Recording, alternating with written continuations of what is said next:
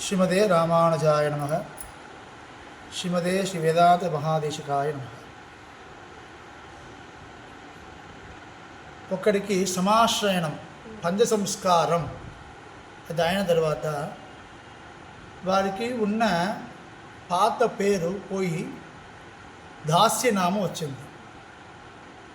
పంచ సంస్కారం సమాశ్రయణం అంటే ఏంటి అంటే సమాశ్రయణం సమయంలో పంచ సంస్కారం మీకు జరుగుతుంది. అంజు సంస్కారం పంచ సంస్కారం అదే అంజు సంస్కారం జరుగుతుంది.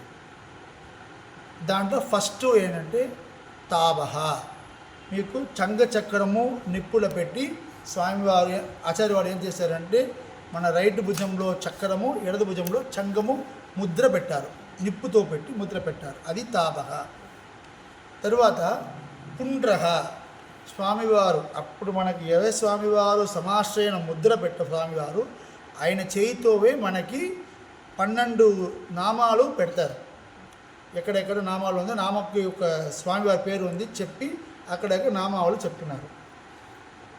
తాబహ పుండ్రహ తథానామ, దీనికి ముందు వరకు మనకి ఒక పేరు ఉంది, భరద్వాజ శర్మ అనే పేరు ఉంది. సమాశ్రయణ అయిన తరువాత ఆ శర్మాంగని పోయి భరద్వాజ రామానుజ దాసుడు, అది దాస్యనామం, ఇది ఇస్తున్నారు. ఇది మూడవది పంచ సంస్కారంలో మూడవ సంస్కారం. అది మొదటి సంస్కారము తాబక, రెండవ సంస్కారం పుండ్రక నామము, మూడవ సంస్కారం ఏంటంటే దాస్యనామం. దాస్యనామం అయిన తర్వాత అథానామ యాగచ్చ, మంత్రో యాగచ్చ, మనకి 3 మంత్రాలు ఇస్తున్నారు. ఆ 3 మంత్రులకి సంప్రదాయంలో ఏం పేరంటే రహస్యత్రయం. రహస్యత్రయం, త్రయం అంటే 3, రహస్యమాన మంత్రం 3 ఉంది, అదే రహస్యత్రయం. ఆ తర్వాత యాగచ్చ, స్వామివారు ఇప్పుడు మనకు ఎవరు పంచ సంస్కారం చేసే స్వామివారు మనకు ఒక చిన్న దేవుడు విగ్రహాలు ఏదో ఇచ్చేసి దీనికి పూజ చెయ్యాలి మీరు. ఈ తర్వాత దీని పంచ సంస్కారం ఆయన ముందు వరకు మనకు పూజకి అర్హత లేదు. స్వామివారు పంచ సంస్కారం ఇచ్చి ఆ మందిరం ఇచ్చిన తర్వాత మనకు పూజకి అర్హత అవుతుంది. ఆ తర్వాత స్వామివారు మనకు ఒక విగ్రహాలు, సాధారణ కృష్ణ విగ్రహము, చిన్న రాముడు ఇచ్చేశారు, లే ఒక బ్రాహ్మణుడు వచ్చేసారంటే వాళ్ళకి శాలగ్రామం ఇచ్చేసాయి, ఆరాధన చేయండి. బ్రాహ్మణుడు కాదు అందరికీ ఇచ్చినారు. ఇప్పుడు శాలగ్రామం ఇచ్చేసి ఆరాధన చెయ్యండి చెప్పేసి ఏంది యాగచ్చ.